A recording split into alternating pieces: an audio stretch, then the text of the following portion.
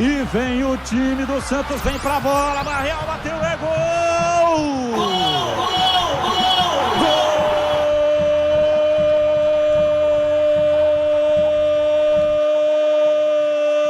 Gol do Santos!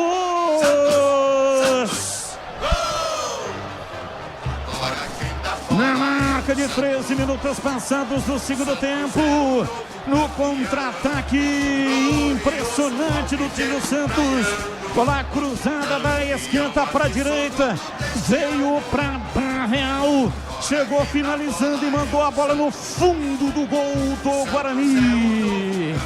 Abre o placar do jogo, Santos coloca a bola na rede e faz o gol aqui no estádio Brinco de Ouro. Claro que o VAR está checando o gol, mas a bola já está no centro do gramado. Barreal, 1 para o Santos, 0 para o Guarani. E o detalhe do gol é seu Breno Beretta. O detalhe é que parecia replay do gol que o Santos fez agora há pouco e o árbitro anulou.